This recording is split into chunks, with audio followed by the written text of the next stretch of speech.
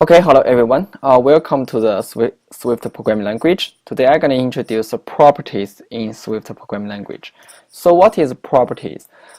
As I previously mentioned in the classes and structures in Swift programming language, properties is kind of a value with a particular class, structure, or enumerations.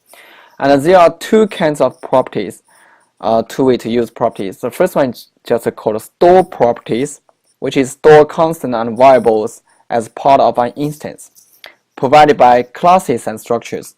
But there is another way, which is called computed properties, and the way actually is calculate value instead of storing value. And it is different from store properties because it can use in enumerations. But store properties cannot use in enumerations. But computed properties can use in classes, structures, and enumerations. First, I would like to talk about store properties. So we use a structure as example, as here. So we use struct as a keywords to construct a structure. We say volume. Okay, and because we want to find out how to calculate the volume, so we define three properties. The first one is called height, which is equal to which is a type of float. Okay, equal to 0. And the width, which is also a type of float, which is equal to 0.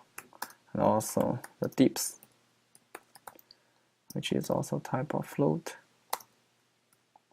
equal to 0. Okay, so actually we defined three properties inside the structure, which is height, width, and depth. And now we want to store the property, so we create a variable which is called parameter. And it's equal to the volume.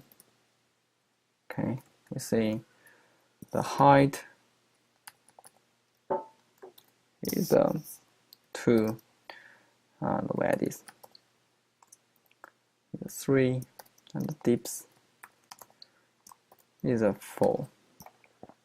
So actually, right now I just assign the value with these three properties and store them. And you can access this properties value by directly call them from the parameter. So with the parameter dot depth. Okay, right now it provides three choices. Actually, you can access depth, height, or width. For example, we can access the height. And you can see from the right, okay, it's 2. You can access it and store it. So this is called store properties. So what is the computed properties? So instead of saying store a property, computed property is a kind of does not actually store a value. Instead, they provide a getter and an optional setter to retrieve and set other properties and value indirectly. So, for example, we want to calculate the volume, right?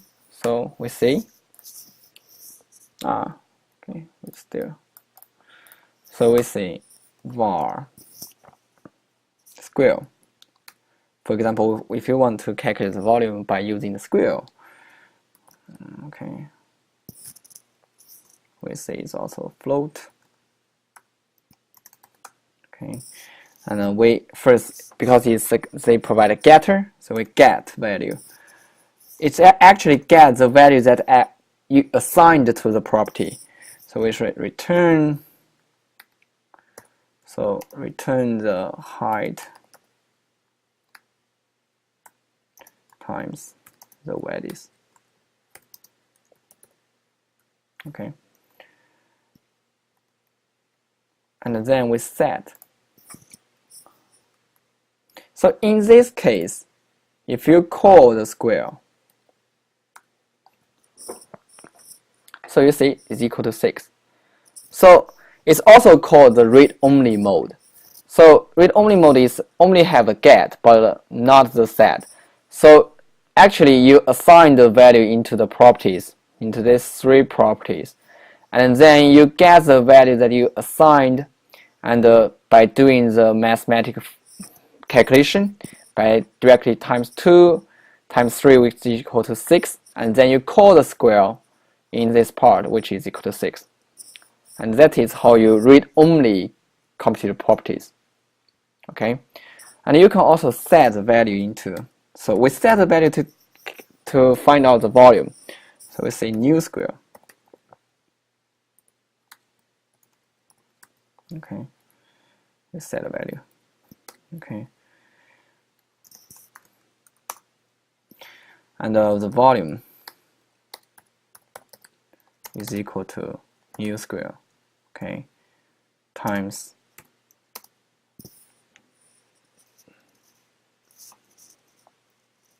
the height, right? Times the dips. Okay.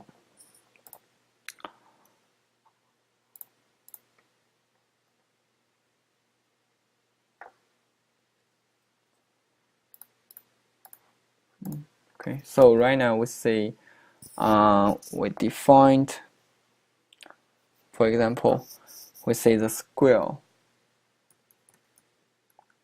is equal to 7. The previous is 6. Okay, and then we call volume parameter dot volume. Okay, there's a problem over here. So, okay, let's say,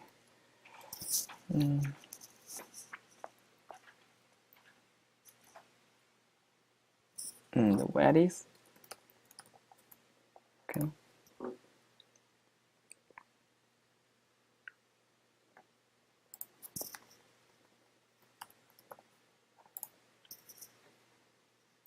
Okay, so in this case, so first we set a new square, which means that when you get the square number, so you change the square to 6 because previously is equal to 6 because you assign the value inside the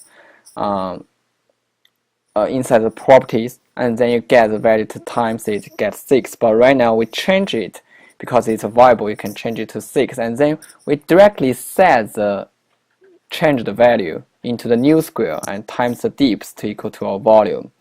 So in this case, the volume is valid. So we can actually change it to volume. I think we define volume. Okay, volume to get.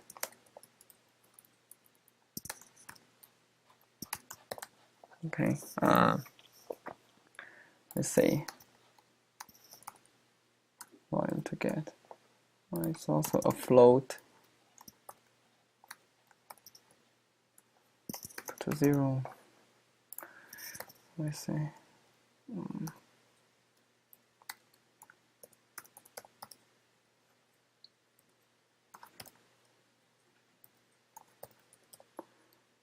Get is equal to 0. Okay, so we call the volume to get.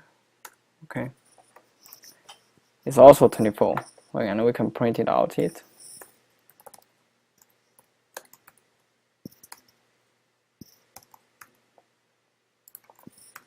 Okay. So in this case, the volume to get is equal to the new square, which is that you changed the square number. It can be anything, but it's not stored. It's different from the stored property. And then you set the new square number equal to this one, and then times the dips to get the volume.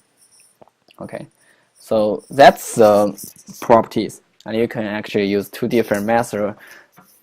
The first one is called the stored property. Second one is called the computed property. And thank you very much. And